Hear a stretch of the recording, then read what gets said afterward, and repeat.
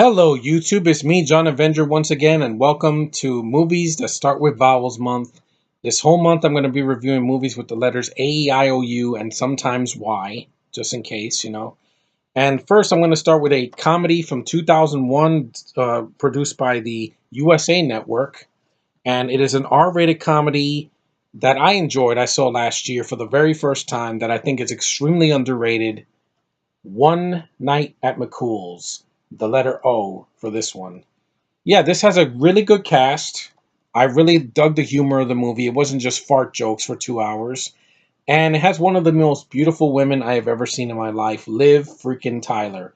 If any of you nerds out there have seen Lord of the Rings, the Peter Jackson movies, or you've seen The Incredible Hulk from 10 years ago, now it'll be 10 years in June, this woman has the most amazing face I've ever seen in my life.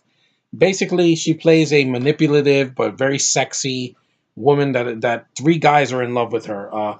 You got Paul Reiser, who plays a lawyer in the movie. He was in Aliens and he was in Mad About You. You got uh, John Goodman, who plays a cop that's suspicious of who someone's killing, committing a murder in the area.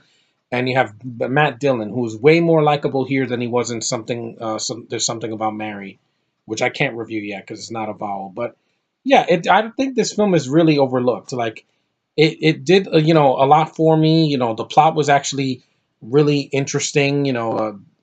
And Michael Douglas plays a guy in the movie. He has like almost an afro, like a '70s look. He's really good in the film. Let me read the synopsis quick.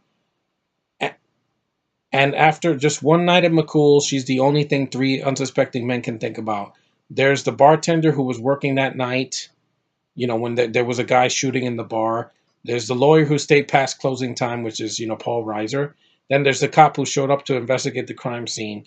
Did we forget to mention the crime? Three men all lusting after one sexy woman is going to be nothing but trouble after this night at McCool's. One Night at McCool's is a hilarious and rauncous comedy about lust, mayhem, bingo, twins, DVDs, home decorating, and one very sexy woman. And yeah, I like the dated references. Like they said, oh, they stole a DVD player. And like, yeah, I love my DVD player. The first time I got a DVD player was amazing back in 2003. And well, my first one was a PS2. But back then, having a DVD player in 2001 was a big deal, post 9/11 especially. But the film is a lot of fun. Like, if you haven't seen this movie, it's a good one. This is Liv Tyler, one of the sexiest roles she's ever played. This was around the time she was doing Lord of the Rings. So she has just those big, gorgeous lips and beautiful eyes and a sultry voice. And she has red hair in this movie, just absolutely gorgeous.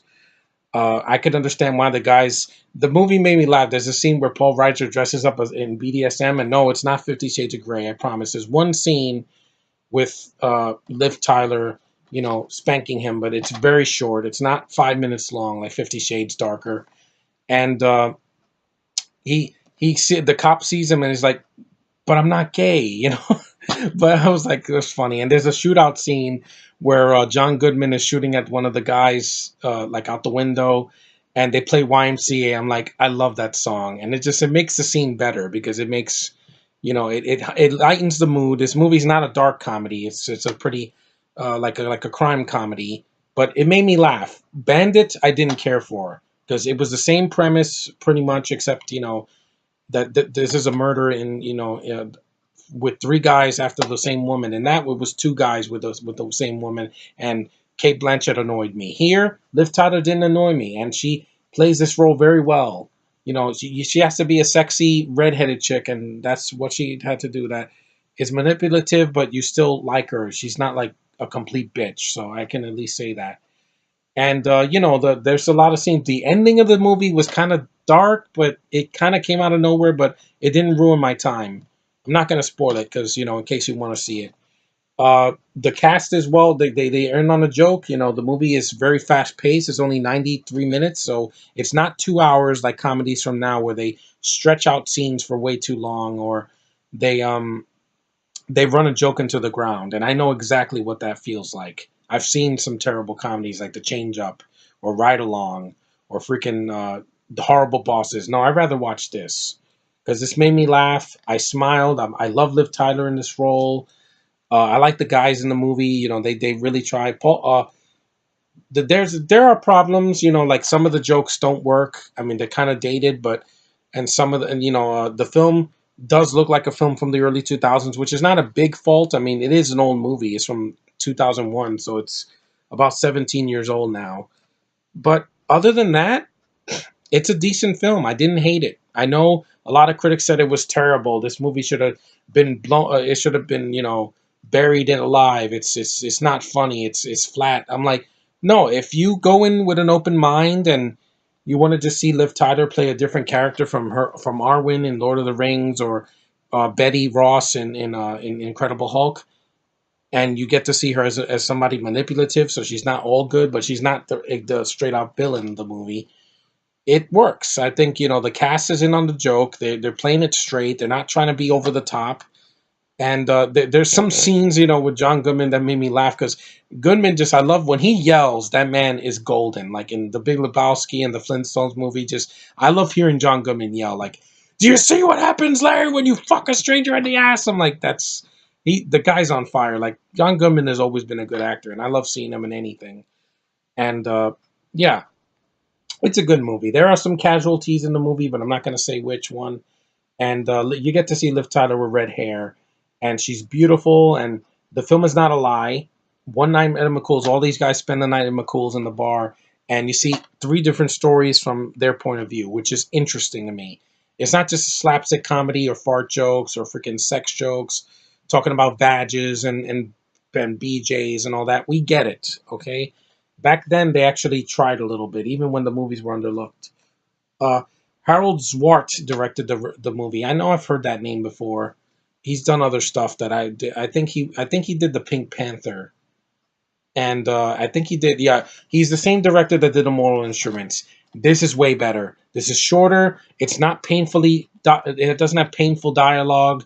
It doesn't have a gay subplot with one of the guys, which was forced, and it doesn't have this hocus pocus bullshit that they threw in there for action scenes. This is exactly what it is. I enjoy it for that. I respect it for that.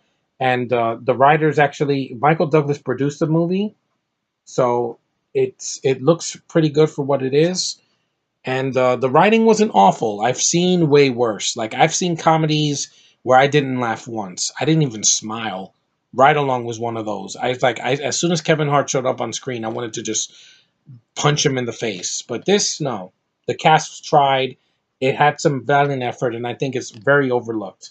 Watch this movie. I think you'll be surprised with One Night in McCool's. It's pretty hard to find on DVD, but if you have an Amazon account or eBay, or if you go to plenty of yard sales, you'll find it. And I really enjoyed the film.